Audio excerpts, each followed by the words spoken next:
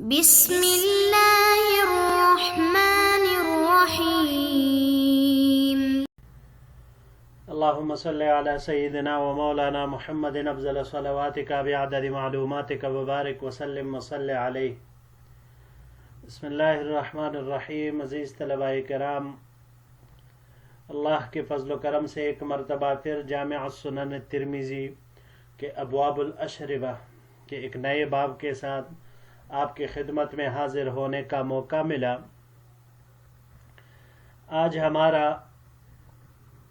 ترمذی شریف سے سبق نمبر 34 ہے، تو بڑھتے ہیں اپنے سبق کی طرف۔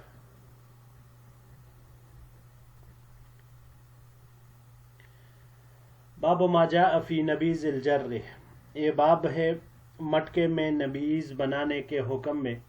وبه قال حدثنا احمد بن منیع قال حدثنا ابن علیہ ويزید بن ہارون قال حدثنا سلیمان التیمی عن طاووس ان رجلا اتى ابن عمر فقال، ہمیں روایت کیا احمد بن منیع نے، انہوں نے روایت کی ابن علیہ سے اور یزید ابن ہارون سے، ان دونوں حضرات یعنی ابن علیہ اور یزید ابن ہارون قالا فرماتے ہیں، ہمیں روایت کی سلیمان تیمی نے، انہوں نے طاووس سے، طاووس فرماتے ہیں کہ ایک شخص آیا عبداللہ ابن عمر رضی اللہ تعالیٰ عنہما کے پاس اور ان کو کہا، نہا رسول اللہ صلی اللہ علیہ وسلم عن نبیذ الجر، کہ کیا رسول اللہ صلی اللہ علیہ وسلم نے مٹکے میں نبیذ بنانے سے منع فرمایا ہے؟ فقال نعم، عبداللہ ابن عمر رضی اللہ تعالی عنہما نے ارشاد فرمایا کہ ہاں۔ فقال طاووس، تو طاووس رحمۃ اللہ علیہ فرماتے ہیں، واللہ انی سمعتہ منہ، اللہ کی قسم میں نے عبداللہ ابن عمر رضی اللہ تعالی عنہما سے یہ سنا، یعنی یہ الفاظ جو انہوں نے کہے تو یہ میں نے ان سے سنے۔ وفی الباب عن ابن ابی اوفا و ابو سعید و سوید و عائشہ و ابن الزبیر و ابن عباس، اس باب میں عبداللہ ابن ابی اوفا، ابو سعید، سوید، ام المؤمنین عائشہ صدیقہ رضی اللہ تعالی عنہ، عبداللہ ابن زبیر اور عبداللہ ابن عباس رضوان اللہ تعالی علیہم اجمعین، ان تمام حضرات سے روایات مروی ہے۔ ھذا حدیث حسن صحیح، یہ حدیث حسن صحیح ہے۔ جی عزیز طلباء کرام،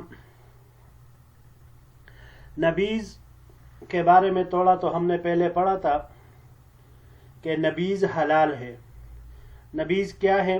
تو نبیذ یہ ہے کہ کھجور پانی میں ڈالی جائے، یا انگور، اور اگر کشمش ہو تو وہ بھی، یا کوئی اور بھی چیز ہو سکتی ہے جو پانی میں اس کو ڈال دے، پانی میں رکھا جائے اور تھوڑے سے وقت کے لیے اس کو رکھا جائے، یہاں تک کہ اس کی مٹھاس پانی میں شامل ہو جائے۔ میٹھی چیز ہو تو اس کی مٹھاس آ جائے، اور اگر کوئی کھٹی چیز ہو تو اس کی کھٹاس اس میں آ جائے، پانی میں اس کا اثر اس میں محسوس ہو، تو یہ ایک طرح سے شربت بنے گا اور اس کو نبیذ کہا جاتا ہے۔ تو یہ نبیذ نبذ ینبذ، باب نصر، نصر ینصر سے پھینکنے کے معنی میں آتا ہے۔ تو چونکہ نبیذ بنانے کے لیے کھجور کو پانی میں پھینکا جاتا ہے، ڈالا جاتا ہے، تو اس عمل سے جو چیز حاصل ہوتی ہے، جو شربت، تو اسے نبیذ کہا جاتا ہے۔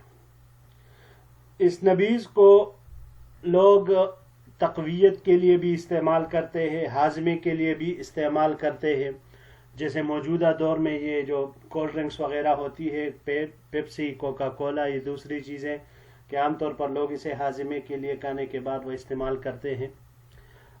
اب جس برتن میں نبیذ بنایا جائے تو اس کا کیا حکم ہوگا، یعنی کس میں بنایا جائے گا، کس میں نہیں بنایا جائے گا، تو اس باب میں اس کے بارے میں ارشاد فرما رہے ہیں۔ اب یہاں پر حضور صلی اللہ علیہ وسلم کا جو ارشاد ذکر ہوا کہ آپ صلی اللہ علیہ وسلم نے مٹکے میں نبیذ بنانے سے ممانعت فرمائی، تو یہ ممانعت کی دو وجوہات ہیں۔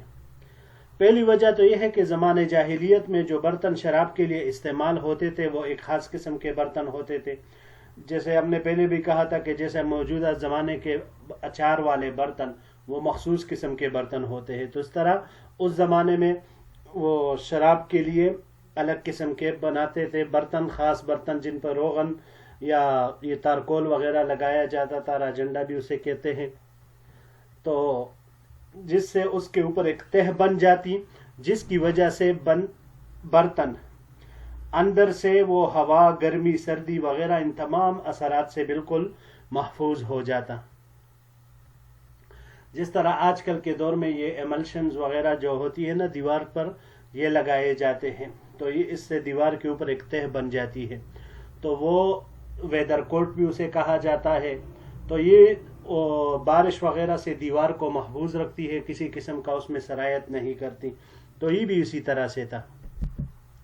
تو اب جو آپ صلی اللہ علیہ وسلم نے فرمایا کہ اس میں نبیذ نہ بنائے، تو وجہ اس کی یہی ہے کیونکہ وہ بہت سخت ہوتا ہے، بالکل باہر سے اس میں ہوا کا نفوذ نہیں ہوتا، تو اس لیے آپ صلی اللہ علیہ وسلم نے فرمایا کہ اس میں نبیذ نہ بنائے، کیونکہ اس صفت کے ساتھ کہ جب اندر ہوا کا نفوذ بالکل نہ ہو اس میں نشہ وہ جلد سرایت کر جائے گا، اور شراب بہت تیزی کے ساتھ اس میں بنتی ہے، تو اس وجہ سے کہیں نبیذ بناتے ہوئے اس میں بھی نشہ نہ آ جائے، تو اس وجہ سے آپ صلی اللہ علیہ وسلم نے اس سے منع فرمایا۔ یہ پہلی وجہ تھی۔ دوسری وجہ اس کی یہ ہے کہ دیکھیں شراب کی حرمت اللہ تعالیٰ نے نازل فرمائی، حضور صلی اللہ علیہ وسلم نے اس کے ساتھ حکم دیا کہ بھائی جن برتنوں میں شراب بناتے تھے ان کو بھی ختم کرو، ان کو استعمال میں نہ لائے، تو لہٰذا صحابہ کرام نے وہ برتن، وہ مٹکے وغیرہ بھی توڑ دیے۔ یہ اس لیے تھا یہ حکم تاکہ صحابہ کرام کے دلوں میں اس کی نفرت راسخ ہو جائے کہ یہ ایسی گندی چیز ہے کہ بھائی بذات خود تو اس کا استعمال خود ممنوع ہے، لیکن جس برتن میں یہ بنائے جاتے ہیں تو وہ برتن بھی اس کے استعمال کی وجہ سے وہ بالکل گندا ہو جاتا ہے، تو وہ دوسرے کسی چیز کے استعمال کے لائق نہیں رہتا۔ تو یہ آپ صلی اللہ علیہ وسلم نے ان کے دل میں نفرت کو راسخ کرنے کے لیے صحابہ کرام کے دلوں میں شراب کی کراہت اور نفرت کو راسخ کرنے کے لیے اس طرح فرمایا، ورنہ حقیقت یہی ہے کہ برتن نہ وہ کسی چیز کو پاک کر سکتی ہے اور نہ کسی چیز کو وہ نجس کر سکتی ہے، بلکہ وہ تو ایک جامد چیز ہے، تو آپ صلی اللہ علیہ وسلم کا فرمانا وہ اسی اعتبار سے تھا۔ تو پھر جب صحابہ کرام رضوان اللہ علیہ مجمعین کے دلوں میں یہ نفرت، کراہت بالکل راسخ ہو گئی، تو آپ صلی اللہ علیہ وسلم نے ان کو پھر ان برتنوں کے استعمال کی اجازت دے دی، کیونکہ ظاہر سی بات ہے جب علت ختم ہو جاتی ہے تو اصلی حکم پھر سے وہ واپس آ جاتا ہے، تو عام جو برتنوں کا استعمال ہوتا ہے اس میں اس کو چلا سکتے ہیں۔ جی بڑھتے ہیں اگلے سلائیڈ کی طرف۔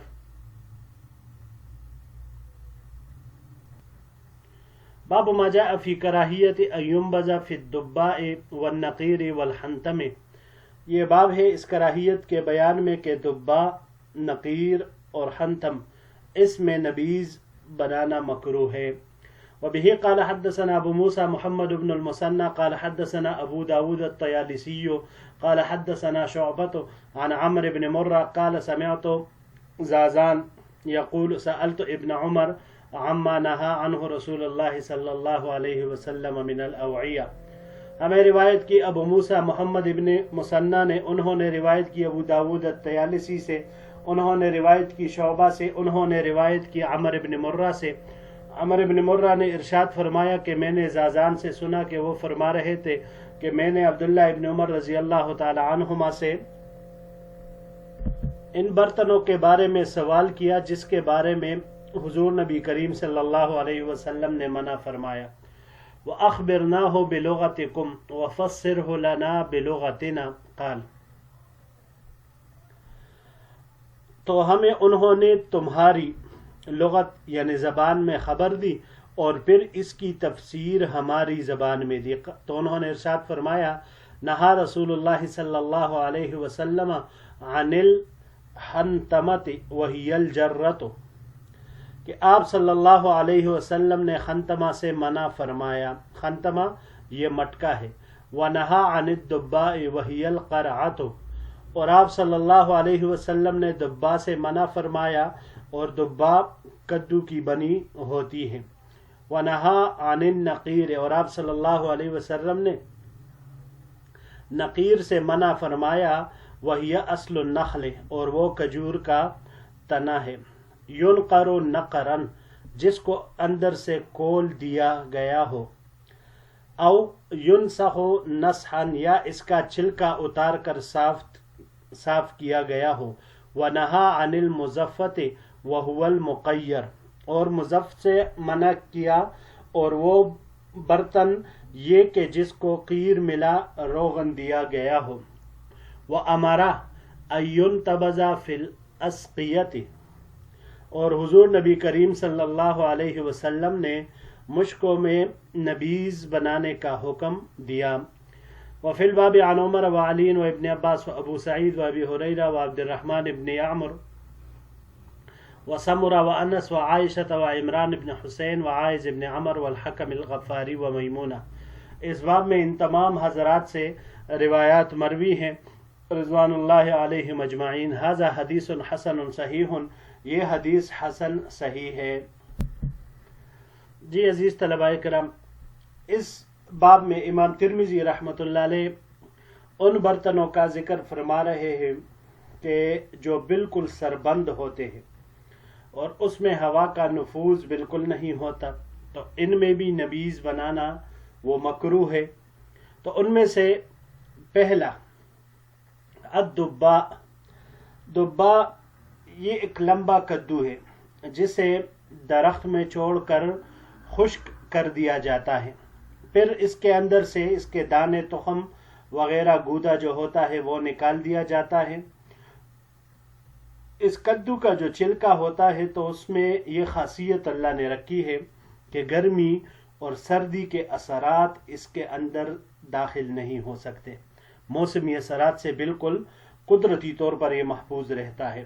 موجودہ دور میں بھی یہ آج کے بالائی علاقے جو ہیں، کوہستان لے لیں آپ، یا اس سے بھی جو اوپر کے علاقے ہیں، اس میں یہ اب بھی پائی جاتی ہیں. دوسرے نمبر پر نقیر. نقیر نقارہ ینقرو سے ہے کودنے کے معنی میں، یا یہ جو پرندے کرتے ہیں چونچ سے کسی چیز کو مارنے کے آتا ہے. یہ کہتے ہیں کہ کھجور کا ایک تنا، اس کو جب اندر سے خالی کر دیا جاتا ہے، کوکلا کر دیا جاتا ہے، تو اسے نقیر کہا جاتا ہے. زمانے جاہلیت کے لوگ شراب کے لیے کھجور سے ایک بڑا مٹکا بناتے تھے اور پھر اس میں شراب بناتے تھے. یہ برتن انتہائی مضبوط ہوتے تھے، کیونکہ وجہ یہ ہے کہ لکڑی اور پھر وہ بھی کھجور کے تنے کی، تو اس میں بہت بڑی طاقت ہوتی ہے.